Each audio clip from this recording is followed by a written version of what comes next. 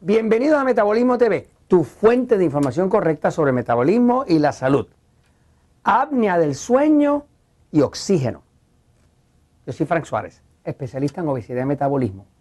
Hoy traigo un episodio así muy fascinante por un descubrimiento nuevo, emocionante que he hecho. Me tiene así como en excitación, ¿no? Pero como parte de la solución a lo que voy a hablar, al descubrimiento, tenemos que practicar unos ejercicios especiales, que son ejercicios especiales para los músculos de la cara y para la parte de la tráquea que se llama orofaringe, ¿verdad? Que es el área por donde entra el aire cuando uno está durmiendo. Las personas que tienen apnea del sueño, cada vez hay más personas con apnea del sueño. La persona que tiene apnea del sueño, pues se despierta a medianoche por falta de oxígeno. En efecto, se ha podido demostrar con equipos de monitorear que le ponen a la persona pegado al cuerpo mientras está durmiendo, que la persona por momentos largos, hasta de 10 segundos, deja de respirar, ¿no? Cuando deja de respirar, pasan varias cosas. Lo primero es que baja el nivel de oxígeno a un nivel insostenible y en vez de ser un sueño profundo, es un sueño bien intranquilo. Y las palpitaciones, las palpitaciones suben 30-40%. O sea que una persona que puede tener un pulso de a lo mejor de 60, 65, 70, de momento se trepa en 110, 120, ¿no? Obviamente se agita.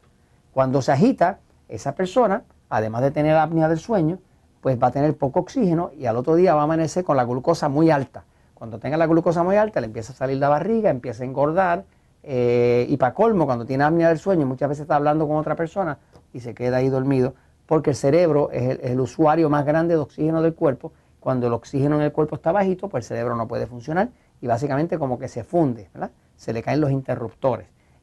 Jorge, vamos a practicar los ejercicios. Jorge, saluda primero, ¿ok? Saluda primero, mira. Los ejercicios que se hacen, y ya mismo los voy a explicar, son ejercicios que tienen que ver con restablecer la musculatura de la cara. Pero Jorge, sígueme lo que te voy a decir, ¿ok? Vale. Tienes que sacar la lengua lo más afuera que puedas y mantenerla afuera. 1, 2 y 3, dale. Wow, Jorge. Wow, Jorge, qué lengua tan grande tú tienes. Qué bárbaro, qué lenguaza. Wow. Ok, hay otro donde tienes que sonreír lo más exageradamente que tú puedas para extender aquí.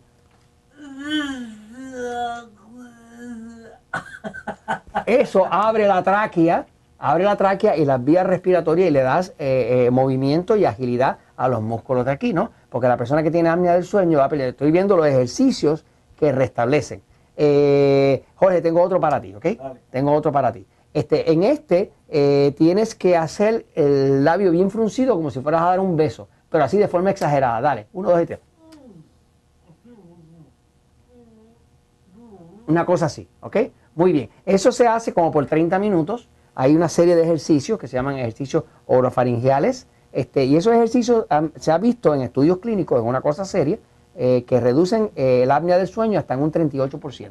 Pero el descubrimiento más interesante que he hecho con este tema del apnea del sueño, que de hecho se lo debo a un amigo mío, doctor, el doctor Juan Villarreal, me dio este dato y así como que me abrió la mente, porque él tiene algo de diabetes, y estaba teniendo problemas que el azúcar amanece muy alta por la mañana y demás, y se fue a hacer un estudio de apnea del sueño y encontraron que efectivamente él tiene apnea del sueño. Y al tener apnea del sueño, pues él duerme demasiado interrumpido y eso le causa mucho estrés al cuerpo y la glucosa siempre amanece alta. Y no sabían por qué amanecía alta y no podía controlar la diabetes hasta que encontró que tiene apnea del sueño. Pero la buena noticia es que encontró estos ejercicios que se hacen, que incluyen unos ejercicios de respiración profunda. Una de las cosas que se ha descubierto con las personas que tienen apnea del sueño es que tienen poco oxígeno.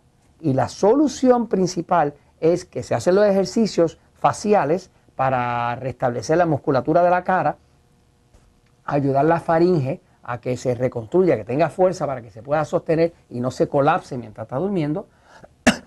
Pero además de eso, que la persona haga unas inhalaciones profundas, porque todas estas personas que tienen apnea del sueño son personas que respiran demasiado llano.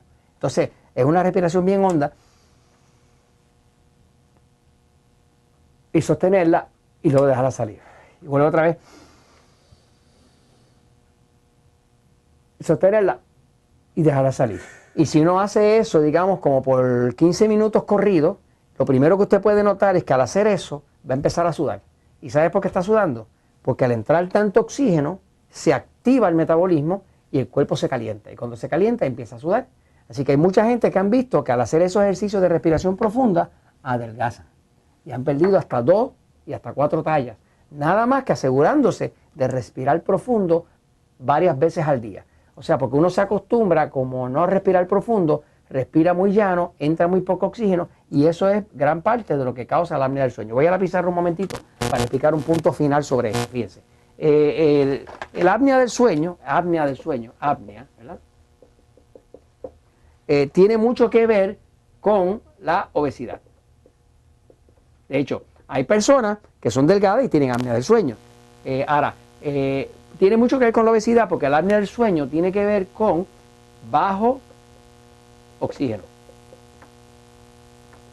Como el oxígeno es la base de la combustión en las células, ¿verdad? Las células son así, tienen la mitocondria y el oxígeno entra aquí junto con los nutrientes como carbohidratos, proteínas, lípidos, grasas y demás, y ahí se crea la combustión y se hace esa sustancia que se llama ATP, que es adenosine trifosfate, que es trifosfato de adenosina, que es la energía del cuerpo y del metabolismo, ¿no? Pero ¿qué pasa? Cuando falla la cantidad de oxígeno, por ejemplo, la cantidad normal de oxígeno de una persona saludable, pues, si usted lo mete en un oxímetro, hay una máquina que se llama un oxímetro, yo llegué a tener uno en Natural Slim, donde la persona mete el dedo y mide la cantidad de oxígeno que tiene su cuerpo, ¿no? Pues una persona normal anda de ahí de 94 a 96% de saturación de oxígeno en la sangre, ¿no? Cuando ya baja a 90, ya está llegando al límite de lo que es normal, ¿no? Pero, ¿qué pasa? Una persona con apnea del sueño, se han hecho pruebas de noche y encuentran que de noche puede bajar tanto como a 60% de oxígeno. Por aquí empiezan las palpitaciones, sube el ritmo cardíaco, aumenta la presión, el cuerpo como que se agita y ahí sube la glucosa y demás, ¿no? O sea, esto es lo que estaba contando mi amigo Juan, que cuando le hicieron el estudio estaba tan bajo como 60%. Él empezó a hacer los ejercicios faciales, ¿verdad? Y luego hacer los ejercicios de respiración profunda,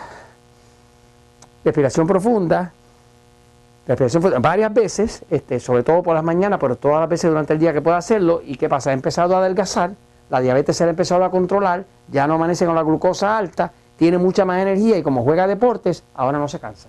Antes el hijo le ganaba a él, ahora le gana al hijo. Así que básicamente el apnea del sueño tiene que ver con aumentar el oxígeno. ¿Cómo lo hace? Empieza a respirar, pero empieza a respirar profundo. Así que mire, ¿por qué? Porque a la verdad siempre triunfa.